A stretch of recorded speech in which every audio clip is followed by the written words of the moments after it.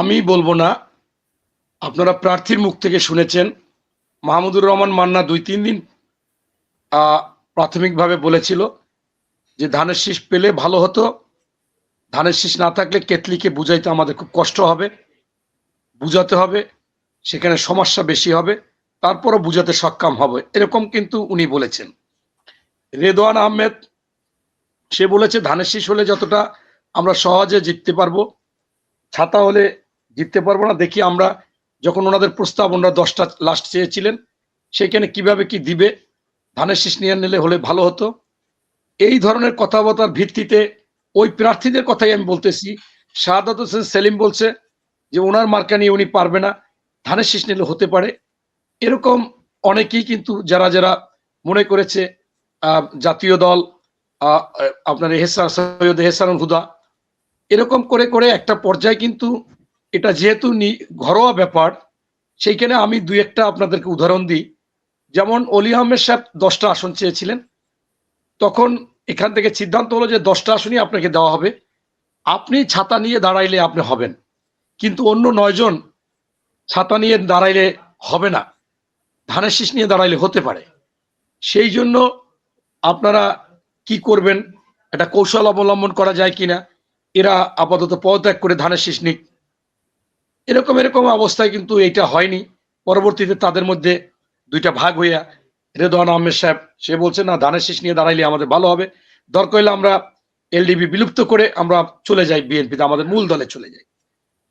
এখন এই ঘরোয়া ব্যাপারগুলো তো আমি আসলে নীতি নির্ধারণী না, আমি টুকটাক যা শুনছি সেটা আপনাদেরকে বললাম, এর চাইতে আরো অনেক কিছু থাকতে পারে। এরপর মাহমুদুর রহমান মান্নার ওখানে এই যে স্বতন্ত্র প্রার্থী কখন দাঁড়াইছে, যখন ধানের শীষ হইতো রুমিন ফারানা দাঁড়াইতো ভয় পাইতো, যখন খেজুর গাছ, তখন চিন্তা করছে বাংলাদেশের মানুষ চিনে ধানের শীষ, নৌকা আর দাঁড়িপাল্লা, লাঙ্গল, এটাই মানুষের কাছে বেশি চিনে। এটা আপনারা কেউ সমালোচনা করুন আর আমাকে যা বলুন। এখন সেই ক্ষেত্রে আপনি বলেছেন 49 জন স্বতন্ত্র প্রার্থী, আসলে 49 জন এখন নাই, আমাদের কাছে হাতে গোনা 10-12 জন স্বতন্ত্র প্রার্থী আছে, বিদ্রোহী প্রার্থী আমাদের। সেইখানে মার্কা নাই বিদায় এরা জোরালো ভাবে আছে।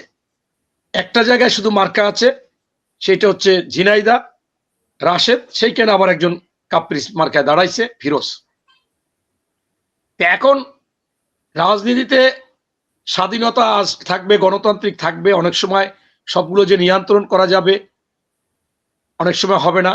এখানে বহিষ্কার লাস্ট চিঠি দেওয়া হয়েছে, বোঝানো হয়েছে, লাস্টে চিঠি দেওয়া হয়েছে বহিষ্কার। যেমন আমার আসনে আমি ফর্ম উত্তোলন করেছি, জমা দিই নাই, আর এক ছেলে জমা দিছে, আরো মনে করেন এরকম অন্য অন্য জায়গায় অনেকে উঠাইছে, জমা দেয়নি। এখন সবাই তো একরকমের হবে না, এই জন্য এই ব্যাপারটা আমি এখানে ফুল স্টপ দিলাম। আপনাকে আমি একটা ভিডিও দেখাইতে বলবো, এই জন্য আপনি তো অনেক ভিডিও দেখান, ওই ভিডিওটা দেখান যে বিএনপি যে 2 গ্রুপের মধ্যে চেয়ার ছোড়াছুড়ি হয়েছে, সেই ভিডিও পাননি আপনি? অবশ্যই আপনাকে দেখাইতে পারবো, আর দেখান লাগবে না, আমি তো স্বীকার করতেছি যে বড় দল, এখানে কাউকে দাওয়াত দেওয়া হয় না, মূল্যায়ন কম করা হয়েছে, এরকমের ব্যাপার নিয়ে দ্বন্দ্ব হয়েছে। এখন হওয়ার পরে দেখা যায় যারা শুরু করে এরা কিন্তু আসলে ভাইটাল পোস্টেও থাকে না, তারা কিন্তু আইসা ওই ভাইকে খুশি করার জন্য ভাইকে দাওয়াত দিল না কেন, এরকম এরকম করতে করতে বিষয়টা বড় হয়। আমি আপনাকে এটা আমার দুঃখের ভিডিও দেখাইতে চাই, সেটা দিয়ে আমি উদাহরণ দিতে চাই আফসারি ভাই এবং আরো 2-4 জন দর্শকের। আজকে আমাকে 20 জন লোক পাঠাইছে সেই আগের বক্তব্যটা ঠ্যাং ধরা। আপনার আজকে আবার নতুন করে তারা কেন্দ্রীয় ভাবে তোমাদেরকে স্পষ্টভাবে বলতেছি, এই নির্বাচনের আগে জনগণের ঠ্যাং ধরবা, এই ঠ্যাং ধরলে কোনো খারাপ কিছু না, তুমি ঠ্যাং ধরবা একদিন, আমরা নির্বাচিত হলে আমাদের ঠ্যাং ধরবে 5 বছর। ধানের শীষের বাইরে এখন এই বক্তব্যটা আমি দিয়েছিলাম আপনার, এটা আব্দুল্লাহ তাহের জামাতের নায়েবে আমির তার কর্মী সবাই ডাকছে, আর এইটা আমি একটা প্রেস ক্লাবে গাছের নিচে বসে এই মন্তব্যটার উত্তর দিচ্ছি আমি। সেইটা আমি বলছি যে আব্দুল্লাহ তাহের বলছে তার কর্মীদেরকে যে নির্বাচনের আগে আমিও তো ঠ্যাং ধরি, আমিও তো পা ধরি, হাঁটু ধরি, অসুবিধা কি? আমার কর্মীরা আপনারা যদি আমার আসলে একবার ঠ্যাং ধরেন, আমাকে নির্বাচিত হইলে আমি আব্দুল্লাহ তাহের আমাকে 5 বছর ঠ্যাং ধরবে। এইটা জামাতের কেন্দ্রীয় ভাবে এইটা ছেড়েছে। আগের বারও আপনাকে বলেছিলাম কোটি কোটি মানুষের কাছে পৌঁছেছে, এখন আবার নতুন করে ছেড়েছে, আর ওখানে লেখা লেখছে আলাদা। এখন এইরা এমনও কিছু নাই যে পারে না।